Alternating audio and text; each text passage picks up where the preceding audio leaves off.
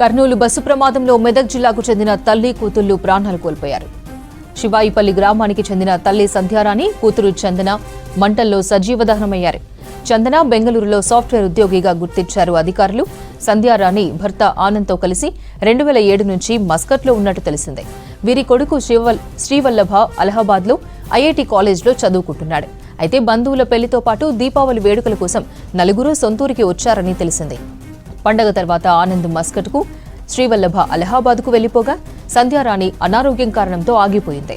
నిన్న సంధ్యారాణి కూతురు చందనను బెంగళూరులో వదిలి తాను మస్కట్ వెళ్లేందుకు బెంగళూరుకు వెళ్తుండగా బస్సు ప్రమాదం జరిగి చనిపోయారు. మరిన్ని డీటెయిల్స్ శ్రీధర్ ఫోన్ లైన్ లో అందిస్తారు. శ్రీధర్, కర్నూలు బస్సు ప్రమాదంలో తల్లి కూతుళ్ల మృతిపై అప్డేట్స్ ఏంటి?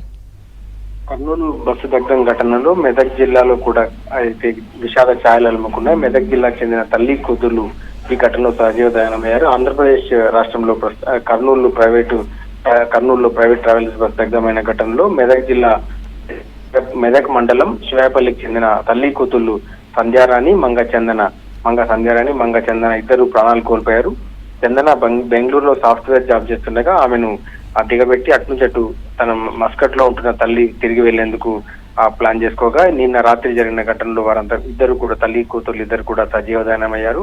మంగ ఆనంద్ మెదక్ మండలం శివాయపల్లికి చెందిన మంగ ఆనంద్ కుటుంబం 2007 నుంచి మస్కట్ లో ఉంటున్నారు. సో అయితే బంధువుల పెళ్లి కోసం దాని తర్వాత దీపావళి కూడా ఉండడంతో వారు ఇక్కడ ఆ ఊర్లో అయితే హైదరాబాద్ లో పండుగ జరుపుకోవడం, పెళ్లి అనంతరం తిరిగి వెళ్లేందుకు ప్లాన్ చేసుకోగా ఆ తల్లి కూతుళ్లు మాత్రమే ఇటు బెంగళూరుకు వెళ్లేందుకు టికెట్లు బుక్ చేసుకున్నారు. ఆ కొడుకు కావచ్చు తండ్రి కుమార్ గౌడ్ ఇద్దరు వారి ఉద్యోగాల నిమిత్తం ముందుగా వెళ్ళగా పండుగ కోసం వీరిద్దరు ఆగడంతో ఈ ఘటనలో మృతి చెందారు.